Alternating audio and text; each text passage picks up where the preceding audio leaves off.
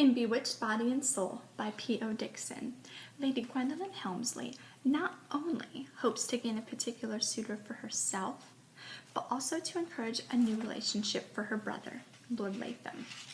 Let's listen in to the conversation between these two gentlemen, Lord Latham and his good friend, Mr. Darcy. You must know that the purpose of this country's soiree is to bring you one step closer in declaring yourself to Gwendolyn. Reading his friend's weary expression, he silently apologized. You know how this is with Gwendolyn. I must have something to report to her.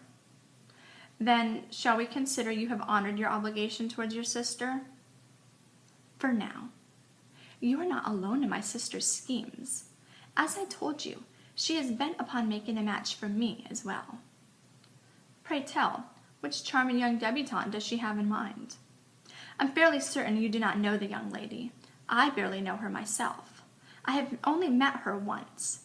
Twice if you count my brief introduction to her at the Langley ball.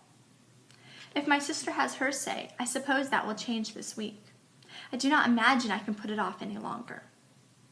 Lord Latham considered the task ahead. He smiled. She is lovely. In fact, she's rather fascinating. I shall not consider it such a burden. Does this rather sensible young woman have a name? Yes, Miss Elizabeth Bennet. Miss Elizabeth Bennet.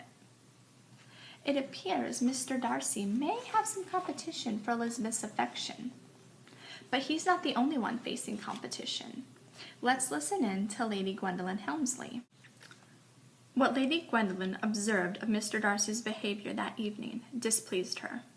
Not only had he contrived to escort Elizabeth to dinner, the two had sat together. She planned on speaking with the butler. From that night on, formal seating assignments would be the rule.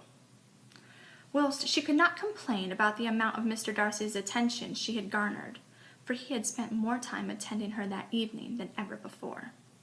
Throughout the entire time, she could tell his true focus was her brother and Elizabeth.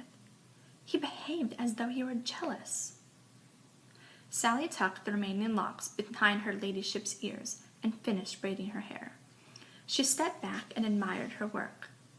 That should do it, your ladyship. Despite being her lady's maid, Sally and she enjoyed a close camaraderie, made even stronger since the death of her ladyship's parents. How did you enjoy the company of the gentleman from Derbyshire, my lady? I'm sure he fought hard to tear his eyes away from you all evening. Gwendolyn stood, placed her hand on her waistline, and studied her image. Is something amiss, your ladyship? Sally, I need your help. Anything for you, your ladyship. How may I serve you? What I ask of you is a matter of some delicacy. However, my curiosity demands satisfaction. Gwendolyn walked across the room and sat on her bed. I have reason to suspect that my friend, Miss Elizabeth, is more acquainted with Mr. Darcy than she will allow.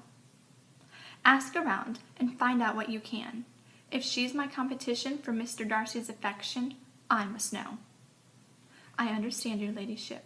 Give me leave, and I shall make inquiries amongst acquaintances in town. Please do what you must. I caution you, however, to be discreet. What is Lady Gwendolyn up to?